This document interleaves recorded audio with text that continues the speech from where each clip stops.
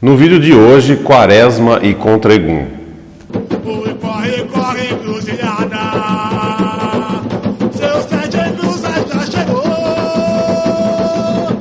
Corre, corre, cruzilhada. Seu Sete Cruzes já chegou. Olá, meus irmãos, um salve a todos. No vídeo de hoje vamos aí tirar as dúvidas de muitas pessoas que vêm perguntando pela época, né, de Quaresma, Carnaval, Contregum. Então é toda uma mistura, né, de informações, de mitos sobre isso aí. Então eu vou procurar rapidamente, eu sei que é um assunto extenso, mas a gente vai tentar rapidamente falar um pouquinho de cada um e desmistificar muita coisa, obviamente segundo a minha doutrina, segundo a nossa casa aqui. Então, inclusive ontem, que foi dia 21, a nossa gira dos Guardiões de Exu e Pombagira, né, nossos queridos irmãos, que nos ajudam tanto. E aí, após a gira, a assistência toda, o pessoal veio perguntar pra gente sobre Quaresma, sobre o que acontece, o que é, o que não é, se abre portais negativos, enfim, se tem uma egrégora negativa nesse sentido. Então, assim, antes da gente falar sobre isso, a pergunta é: você vai se conectar com essa egrégora negativa?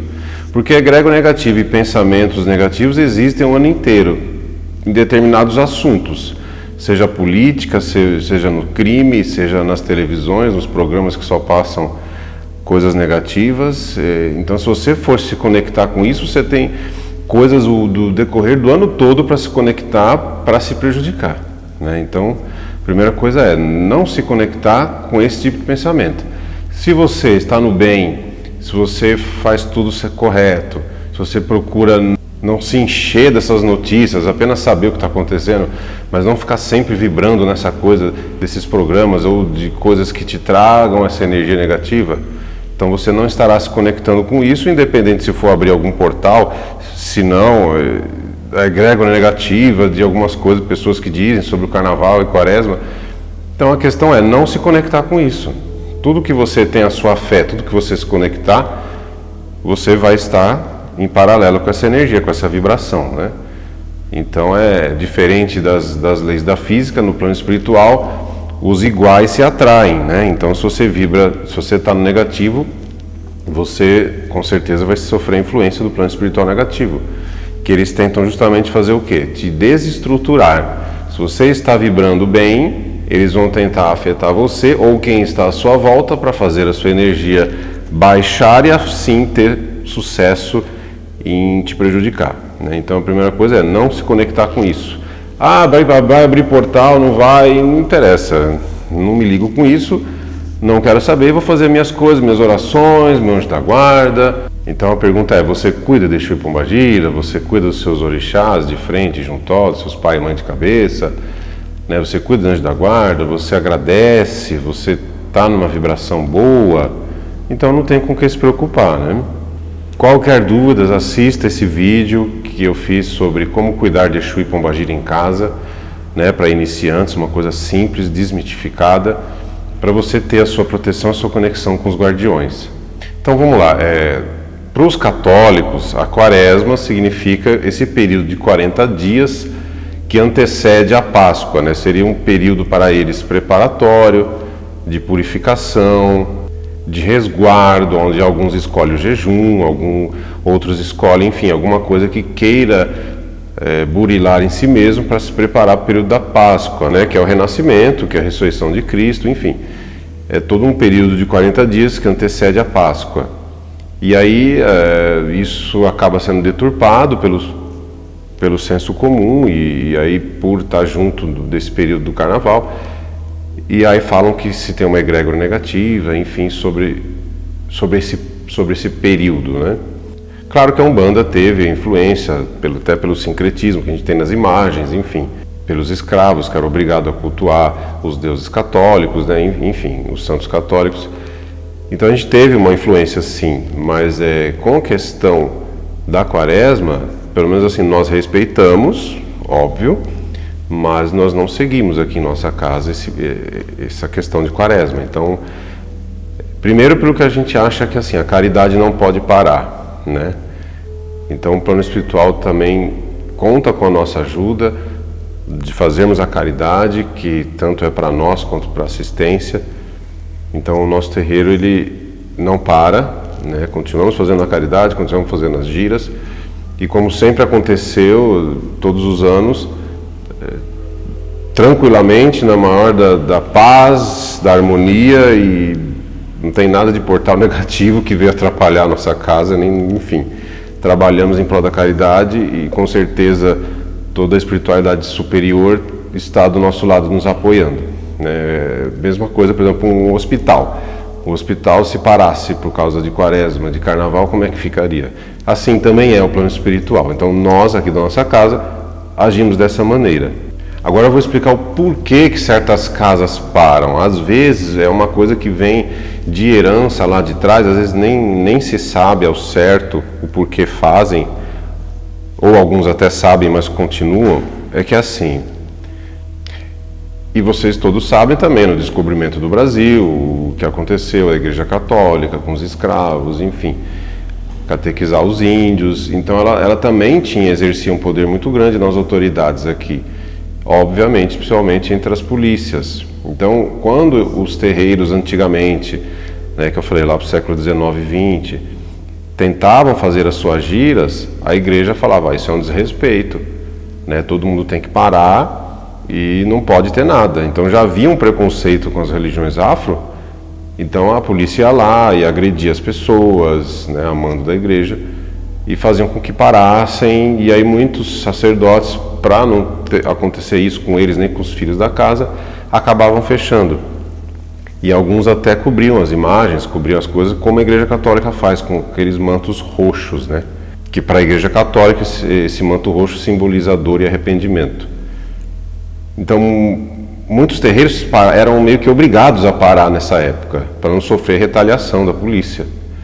E às vezes isso passou de filho, né, para neto de santo, enfim, e às vezes a pessoa fecha, sendo que poderia estar trabalhando, porque hoje, graças a Deus, ainda sofremos intolerância religiosa, mas hoje temos as leis que nos protegem. Então esse é um dos motivos por que se fechava terreiro na época. Então isso é uma coisa bem simples, né? Claro que o assunto é extenso, mas questão falando de quaresma é isso aí.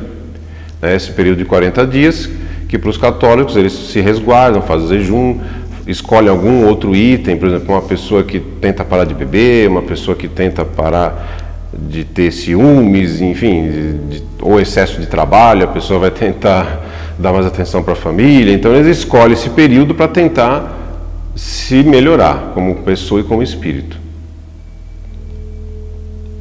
Agora falando de contra-egum. O contra-egum é um conceito, obviamente, do candomblé, e eu vou também, apesar de eu ser sacerdote da Umbanda, tenho conhecimento do candomblé, mas não sou autoridade no candomblé para falar, mas eu quero dar um parecer sobre isso para vocês entenderem o que é.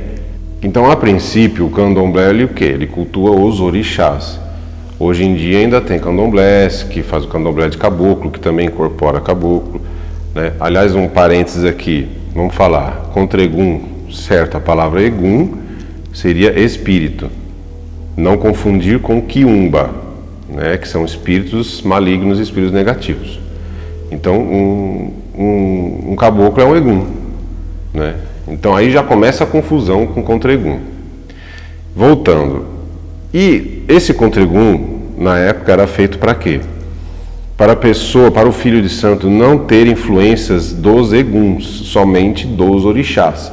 Só que o contra-egum era feito em toda uma ritualística, pelo sacerdote, pelo pai de santo. Ele trançava a palha da costa, deixava imerso no amaci específico, ele mesmo fazia um monte de orações, ele mesmo, o sacerdote, amarrava no braço do filho, cantando pontos em Urubá, ou seja, uma série de consagrações ali para fazer aquilo ter efeito.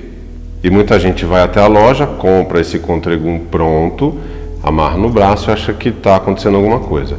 Então, se você é adepto da Umbanda, você não precisa disso. Você pode ir até uma casa, um terreiro, conversa na consulta com o caboclo, um preto velho, um exu, e fala, olha, trouxe aqui essa guia, eu queria consagrar para o meu dia a dia, para eu me proteger, Aí, na consulta, ele vai falar, olha, você vai precisar de uma guia X, Y, uma guia de Oxalá, uma guia de Caboclo. E na consulta ele vai te falar de acordo com você, né? De acordo com o seu momento que você está passando. Então nós temos isso, a Umbanda tem o fio de contas e a guia. Não vamos confundir também com guia ritualística, guia que é para você usar no trabalho, dia de trabalho, e guia para você usar fora, são coisas diferentes. Então peça no atendimento, fala, olha, eu queria uma guia para fazer, que guia que eu posso? Aí você vai ter ali todo o esclarecimento para você ter uma guia sua de proteção e não precisa recorrer ao Contregum, que é o conceito do Candomblé. Não temos nada contra as casas de Umbanda que usam Contregum, porque devem usar com toda a ritualística, com toda a sabedoria correta para esse termo, mas nós aqui não trabalhamos com Contregum. Nós trabalhamos com, nesse caso, se for falar de proteção espiritual, trabalhamos com a guia, com o fio de contas. Então, meus irmãos, para finalizar, lembrando que a maior proteção que nós temos é a nossa fé em Deus, a nossa fé nos orixás, nos guias e falangeiros da Umbanda, seguindo sempre o caminho correto, né? Quem não deve não teme, não praticando o mal, se conectando com o bem, fazendo as suas obrigações, cuidando dos seus guias, cuidando dos seus orixás, né? Tomando seus banhos de erva, defumando sua casa. Essa é a verdadeira proteção, né? E já que estamos falando aí de Quaresma e Páscoa, como a Umbanda também é cristã, vamos procurar nos conectar mais com Deus, né? Com os ensinamentos do nosso Mestre Jesus Cristo, que nos trouxe tantas mensagens bonitas. E assim você não precisará de Contregum, de nada disso, para se abster do mal e das entidades negativas, né? Você mesmo vai emitir uma energia positiva que elas não vão conseguir chegar até você, tá bom? Que Oxalá abençoe a todos e Namastê.